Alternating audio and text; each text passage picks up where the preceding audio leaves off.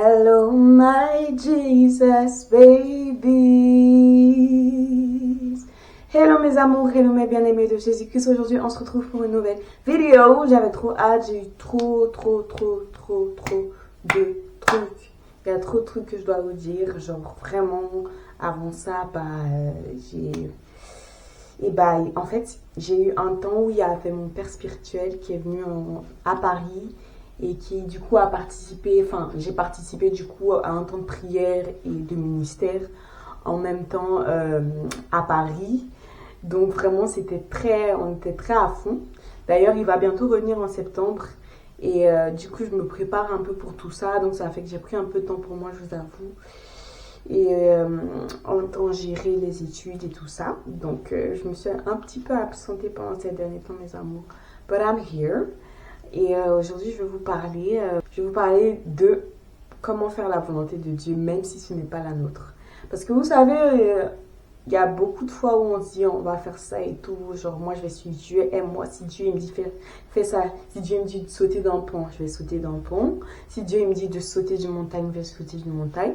Mais des fois en fait on oublie que des fois la volonté de Dieu elle n'est pas toujours ce qu'on veut.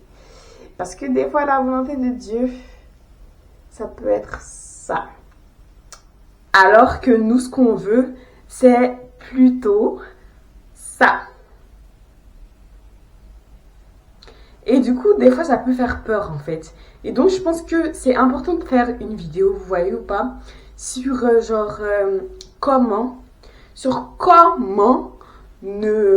comment faire la volonté de Dieu, sachant qu'on ne veut pas le faire. Ça n'a rien à voir avec le plan qu'on veut. Et donc, je voulais faire cette vidéo pour savoir concrètement, en fait, tu fais quoi quand ton Dieu te dit va à gauche et puis toi, tu vas à la droite et tu penses vraiment que la droite, c'est le meilleur côté. La première chose que j'ai à dire à propos de ça, c'est vraiment des fois remercier Dieu. Soyez thankful. La première des choses, soyez grateful pour ce que vous avez. Soyez reconnaissant. Parce que vous savez, des fois, on est tellement focalisé sur l'avenir, sur ce qu'on n'a pas, qu'on oublie tout ce qu'on a en fait. Et donc, c'est une des clés, genre pour moi, majeures pour pouvoir faire des choses que Dieu te dit de faire, mais tu n'as pas envie de faire, ou bien elles vont te rapporter moins, ou bien elles vont te conduire pas forcément là où tu veux.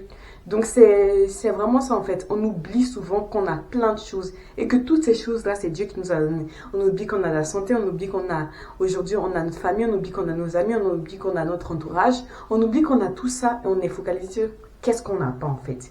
Et aujourd'hui donc c'est de ça que je veux parler, faire la volonté de Dieu quand on veut pas. Et donc acceptez vos bénédictions. Remember the things, parce que des fois vous avez prié pour des choses, des fois nous on est drôle en fait. Des fois on a prié pour des choses, des fois on a eu des choses, mais lorsque ces choses-là sont venues finalement, on oublie que on a prié, on a crié, on a fait tout cela quand c'est venu. Et tellement qu'on est impatient, on se dit même pas que cette bénédiction là est arrivée. Et je me rappelle de la prière que j'ai fait il y a des années en fait. On fait pas la relation parce qu'on a tellement jamais de patience par rapport à la prière, par rapport à l'exaucement de Dieu en fait, par rapport aussi au nom de Dieu, au refus de Dieu. On est impatient, on veut ça maintenant, que des fois on oublie que tout ça c'est Dieu qui t'a donné en fait, même des choses que tu n'aurais jamais pensé avoir aujourd'hui. Voilà, donc c'est la première chose. Soyons reconnaissants, n'oublions pas que Dieu nous a bénis abondamment. Amen. La deuxième chose que je dirais pour faire la volonté de Dieu, qui n'est pas notre volonté, c'est communiquer avec Dieu. Dites clairement à Dieu que vous ne comprenez pas. Non, moi je vous dis la vérité. Soyez honnête avec Dieu parce que, comme je vous ai dit, la marche avec Christ, c'est premièrement une relation. It's a relationship first, baby. So, it's not about, oh, mais là, je vais tellement paraître parfaite et tout, je veux paraître comme si, je sais tout faire. Non, dites à Dieu que des fois, ces choses-là, vous comprenez pas pourquoi certaines fois, il vous demande ça ou bien certaines fois, il ne vous demande pas ça. Dites-lui que vous ne comprenez pas forcément. Et là, il vous expliquera parce que si vous ne communiquez pas avec Dieu, vous allez avoir accumulé de la colère en fait. Et se mettre en colère contre Dieu, c'est dangereux. C'est un suicide. Parce que si tu es en colère contre Dieu, en fait, tu seras pas en colère contre qui? Tu es là au monde entier, en fait. C'est la réalité. Donc, my babies, genre, communiquez avec Dieu. Dites-lui, Seigneur, vraiment là, je comprends pas. Et acceptez aussi que certaines choses, vous n'allez pas les comprendre. Il a dit dans sa parole, ne reposez pas sur votre propre intelligence. Parce qu'il sait que notre cerveau, vous savez, il faut être humble, notre cerveau est limité pour pouvoir avoir la connaissance du Dieu qui a créé un monde entier, en fait.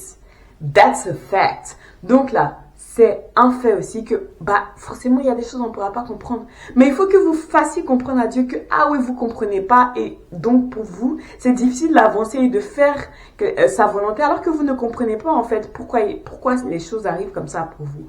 Ça change toute une vie parce que Dieu va vous parler pendant ce temps-là.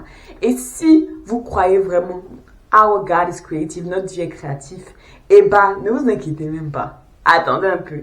Il va vous montrer, il va vous faire comprendre pourquoi, en fait. Vous voyez?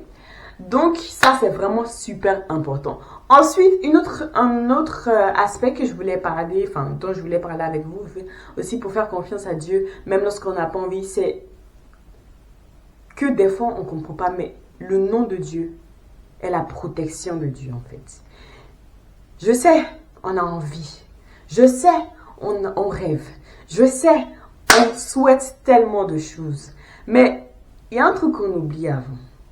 C'est que le Dieu à qui on demande, il a vu la fin de chaque décision. C'est-à-dire, il connaît où va mener chaque décision. Il connaît, genre, si tu prends cette décision-là, il sait quel chemin, en fait, vers quoi ça va t'envoyer. Où ça va t'envoyer. Quelles seront les conséquences de ta décision. Dieu sait déjà, en fait. Dieu sait déjà que c'est ça. Et donc, il veut te faire comprendre que, ma chérie, là, tu as besoin de m'écouter, en fait. Parce que tu n'es pas le détenteur de l'avenir. Moi, je suis le détenteur de l'avenir. Et donc, à ce moment-là, c'est là que la foi prend place. Parce que vous devez faire confiance à Dieu en quelque chose que vous n'avez jamais vu. En quelque chose que vous n'avez même pas encore vu arriver, en fait. Et c'est là que votre foi, c'est là que la foi est tellement belle parce qu'elle te protège de tellement de choses. Si Dieu a refusé ça jusque-là, même, je sais que ça fait mal des fois. Des fois, c'est des trucs, tu te dis, mais Dieu doit me bénir, Dieu doit me sauver. Mais Dieu a vu que ce qu'il voulait, ce qu'il allait te donner dans cette situation, ça allait te détruire plutôt que ça allait te bénir, en fait. Et c'est ça que je veux que vous reteniez aujourd'hui, mes amours. Le nom de Dieu est la protection de Dieu. La plus haute protection de Dieu est dans le nom de Dieu. Son amour, chaque nom représente l'amour infini de Dieu, même si on ne comprend pas toujours pourquoi. C'est pas qu'il ne vous aime pas, il vous aime trop pour pouvoir vous laisser vous écrouler. Seigneur, il vous aime trop pour pouvoir vous laisser aller dans le mur et puis il va rien dire, en fait. Il doit parler, en fait. Il doit vous dire non pour que vous compreniez que certaines de vos décisions ne sont pas forcément les meilleures et ces décisions, lui, sont les meilleures. Donc, écoutons-le. Faisons la volonté de Dieu. Amen. La quatrième chose, je dirais, pour faire la volonté de Dieu, c'est vraiment, là, j'ai parlé à tout ce qui peut mener à comment est-ce que vous allez prendre votre décision pour faire la volonté de Dieu. Mais du coup, la dernière, je pense que la chose à faire après tout ça, c'est l'action. On peut décider de le faire, on peut choisir, on peut truc. Mais tant qu'on n'a pas agi aussi d'une certaine manière, on fera toujours pas la volonté de Dieu. On peut dire oui, Seigneur, j'accepte que tu me dis ça, j'accepte que tu refuses ça. Mais est-ce que vous avez accepté lorsque Dieu vous a dit de refuser ce contrat qui allait tellement changer votre vie à vos yeux, qui allait tellement vous donner le bien-être? Mais Dieu t'a dit de refuser. Est-ce que tu as fait l'action de dire non? Parce que la réalité, c'est que le diable, lui, c'est quelque chose. Lorsque vous voyez qu'on vous propose, par exemple, des offres et tout, et Dieu va dire non, bien, des choses qui sont censées vraiment vous faire waouh, on va dire, briller, pulper, c'est que, en réalité, le diable s'attaque à la bénédiction que vous allez avoir si vous refusez. Parce que Dieu a vu votre foi. Dieu a vu comment vous avez souffert en refusant quelque chose qui, pour vous, allait tellement vous aider. Il a vu que vous voyez dans cette décision une énorme opportunité. Mais Dieu cache. Il y a certaines bénédictions, certaines saveurs. C'est pas explicable en fait. Qu'il cache derrière l'obéissance que vous aurez à refuser quelque chose qui a l'air si attrayant, si attractif, en réalité, le diable, lui, il sait avant que s'il vous montre la moitié, même pas le quart, même pas un huitième d'un semblant de ce que Dieu vous prépare, vous allez manquer le véritable cadeau qui était derrière. Si vous avez obéi à Dieu, j'explique en d'autres termes. Il y a une petite voiture. La voiture, elle est pas mal. On va dire c'est une Citroën ou bien Citroën No Hate by the way. Donc c'est une petite Citroën et tout. La voiture est belle. Bon, elle est sans plus, elle est simple. Et il y a aussi une Lamborghini, en fait, ou une Porsche qui est à côté. Et il y a quelqu'un qui vous offre la Citroën, un prix pas cher et tout. Et vous pensez vraiment que, waouh, vous avez trouvé la meilleure Citroën. Ok? Vous avez trouvé la voiture meilleure qualité-prix. Or, la Lamborghini, si vous refusez d'acheter la Citroën et que vous attendez d'avoir la Lamborghini, lorsqu'elle va arriver, eh ben, vous aurez une belle voiture et même le concessionnaire vous dire qu'il va vous offrir la voiture, une Lamborghini. Vous voyez? La Citroën, vous l'aurez cette année. La Lamborghini, vous l'aurez dans 2-3 ans. Mais vous aurez une Lamborghini avec tout assuré, tout compris, tout acheté, tout ça. Et en fait, en réalité, lorsque le vendeur de la Citroën vient, vous ne savez pas qu'il y aura la Lamborghini qui va venir. Vous ne savez pas que vous aurez cette offre. Vous ne savez pas que dans quelques temps, j'aurai une Lamborghini même beaucoup moins chère, mais qui aura toutes les qualités assurées, tout ça, sans être payé par vous. Vous ne savez pas. Et c'est ce qui se passe. On ne sait pas que notre bénédiction se cache derrière la décision qu'on va prendre envers Dieu, en fait.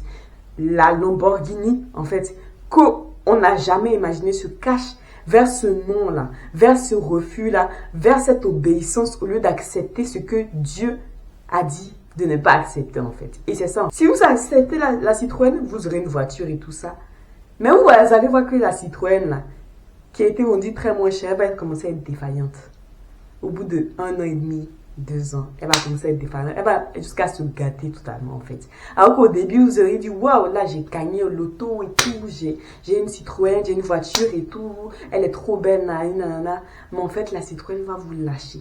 Alors que si vous avez eu la Lamborghini, en obéissant à Dieu, en faisant ce qui est Dieu même, alors que vous saviez que vous étiez dans les difficultés, vous étiez dans les problèmes, et la voiture que vous aurez, peut-être c'est une Lamborghini avec durée de 10 ans qui va venir. Et en fait, c'est ce qui se passe dans nos vies.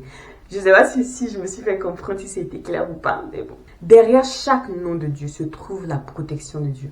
Ne vous inquiétez pas, Dieu sait ce qu'il fait avec votre vie. Même si votre vie look like a mess right now, louez-le parce qu'il a quelque chose de plus. Il a quelque chose en stock que vous ne pouvez pas imaginer. Au-delà des montagnes, au-delà des océans. Je vous aime mes amours, je vous fais de gros bisous. Bisous!